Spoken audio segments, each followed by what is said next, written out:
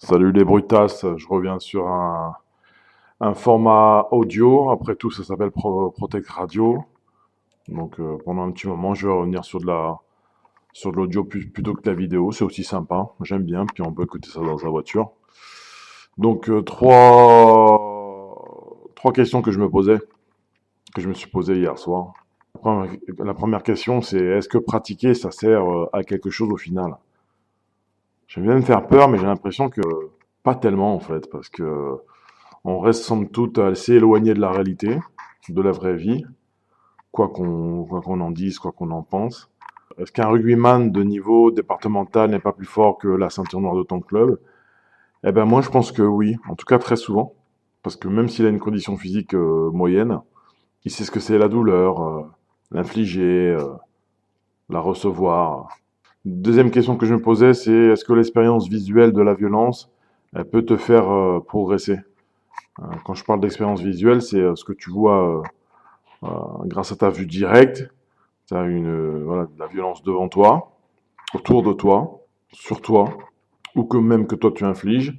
Et aussi la violence que tu vas voir, voilà, si tu regardes des combats UFC à raison de 5 heures par jour et des films d'horreur non-stop, quoi.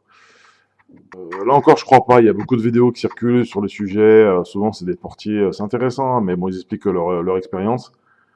Pour moi, trop de violence, ingérée, digérée, ça peut être dangereux. Parce que ça rentre dans ton cerveau et nécessairement ça te change. Bon, qu'on soit d'accord, je parle de vraie violence, hein. Pas du connard qui se prend une mandale, parce que ça, à la limite, c'est marrant. Bon, la violence est essentielle, elle est vitale. On va pas se mentir, on kiffe ça. Mais, encore plus si on est pratiquant d'ailleurs. Mais voilà, je pense que ça peut être dangereux. Ça peut être contre-productif en te faisant soit surréagir, donc tu démarres sur un truc où tu devrais pas, et la violence est lâchée, soit à l'inverse en t'annihilant parce que tu arrivé au maxi.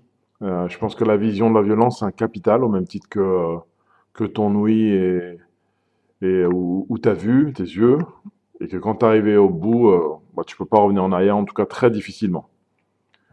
Troisième question, est-ce que tu peux développer ta rage de vaincre, ta rage de combat? Bon, là encore, on nous dit tout différent.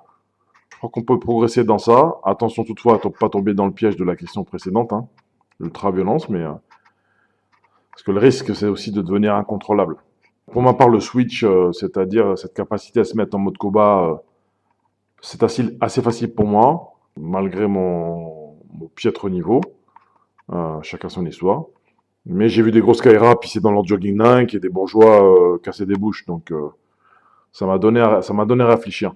Bah écoute, mets des commentaires sur YouTube et sur Facebook. Et surtout, bah abonne-toi, bordel, parce que on est déjà 406 000 sur ma chaîne YouTube. Ah non, 406. À bientôt.